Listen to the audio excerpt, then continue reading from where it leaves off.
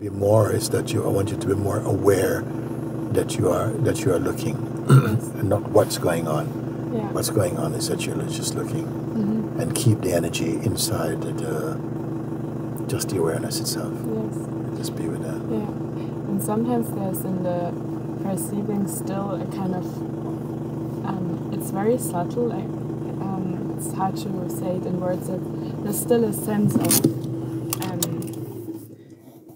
how can I describe it? That the perceiving comes from here in a way. Yeah. And it feels somehow still like not like perceiving fully. There's still some kind of... I've been giving a little advice recently, like say you're sitting in a room, and you're alone, and there's a window looking outside. And outside is the mind. Yeah. All that's going on. And it's very persuasive, it's got a lot of ideas, suggestions and so on. It's like he's trying to talk to you. Outside of the window. Yeah, but you're here. And you don't need anything from there. Yeah.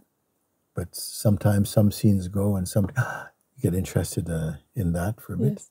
And then when you get interested, it's as though you get identified. Yeah. And it's like you're on the other side of the window. Yeah. It appears that it's not true, Yes, because you're still in a room.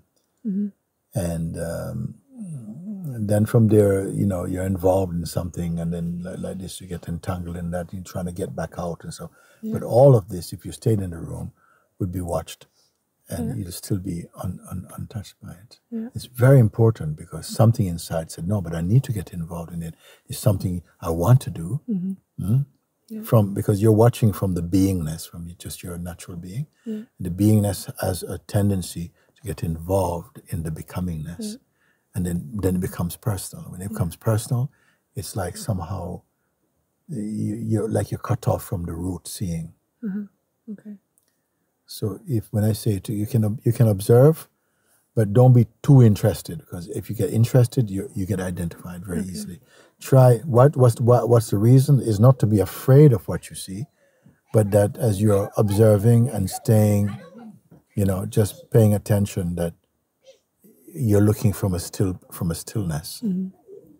You know, Yeah. you're not telling yourself that you're seeing that. Yes. Actually, and the seeing, when you don't hook up with what's happening there, it stays like detached. Yeah. And it's like things just coming and going. You're not controlling them. There's no need to control. They're just unfolding like that. But every now and again, some thoughts come which feel very familiar. And that familiarity becomes very engaging. Like it's calling. No? Yeah. But all I'm asking you to do is to be aware of just being aware. Yeah. Like this. Stay like this.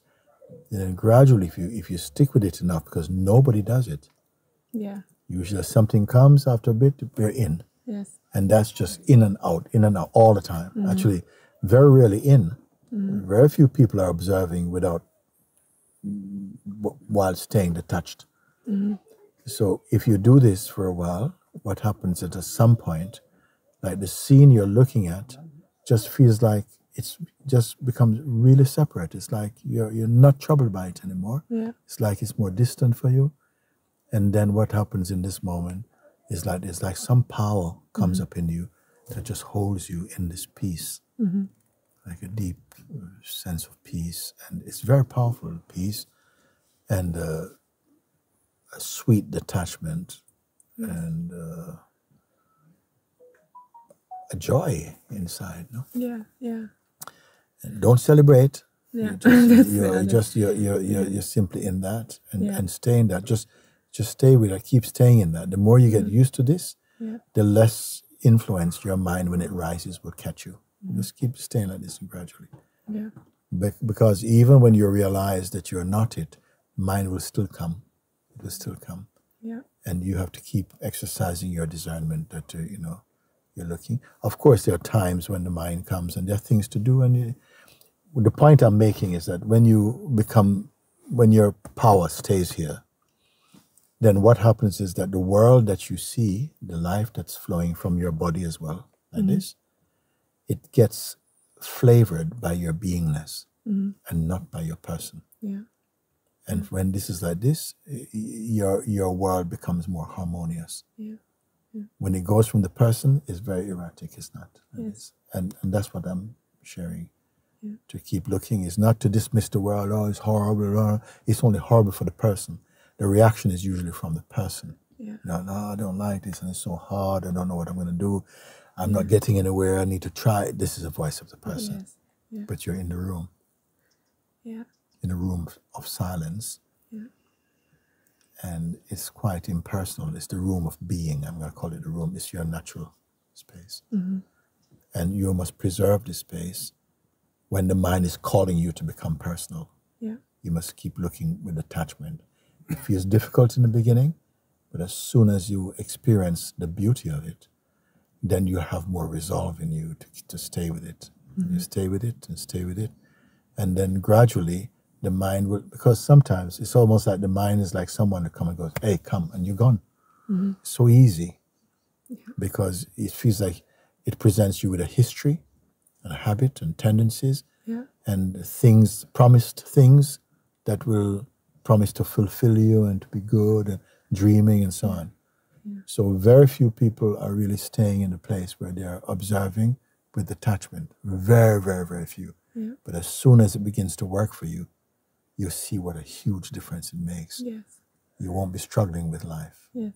And even the things that feel very painful and difficult for you, you start to appreciate that they help you to stay here. Yes. And today I had an experience with shame that it happens sometimes a lot that the head is turning red, and somehow I started to seeing it's a blessing, because it is possible that the head is turning red and it doesn't disturb me. It's just because then if it turns red or not, it doesn't matter. But when the mind clings in and it's like, now you feel uncomfortable, or people around you feel uncomfortable, then comes the stickiness. That's discerning the difference between the person and presence. Yeah. Presence is the weakness. Person is the involved. Yes. The false self and its projections and so on. Yeah. And now, after so many years of sharing and talking with people, the guidance just becomes simpler and simpler. And why it becomes simpler and simpler is when I find people who will listen to it and follow it.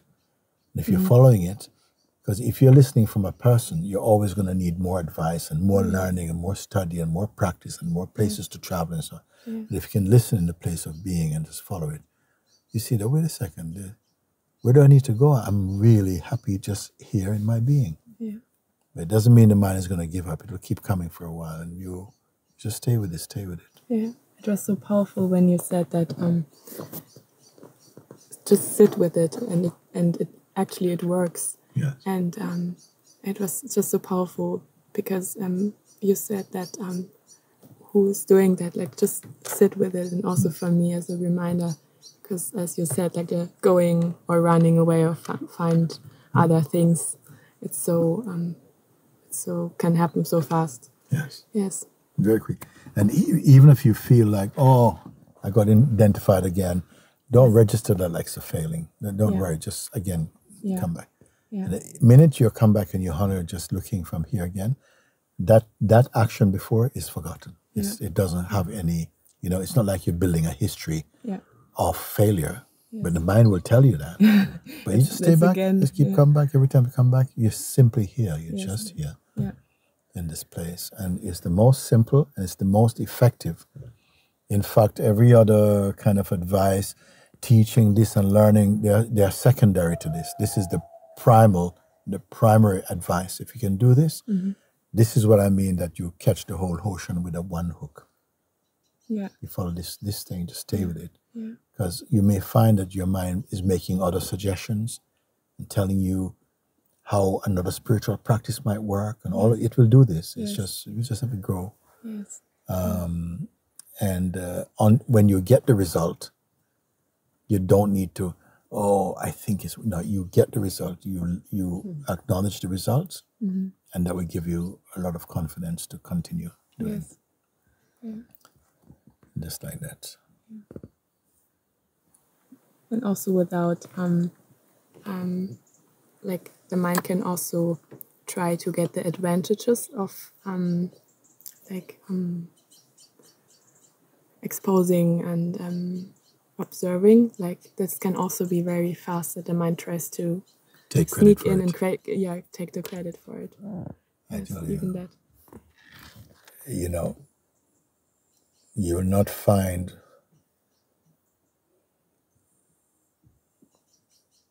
anyone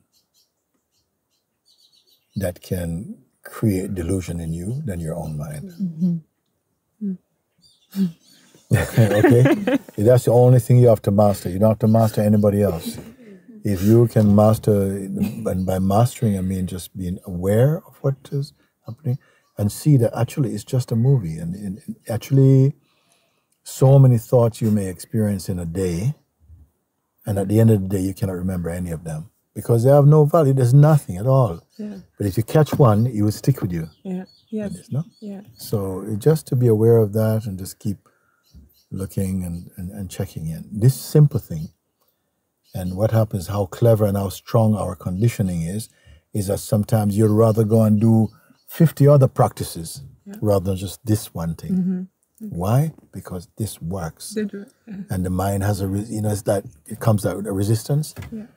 But over the years, I came to a conclusion that you don't need to regard your mind as your enemy. Actually, it's one of the best helpers because he's going to give you such a hard time that it's only by, if he was all giving you sweet times, you would never wake up.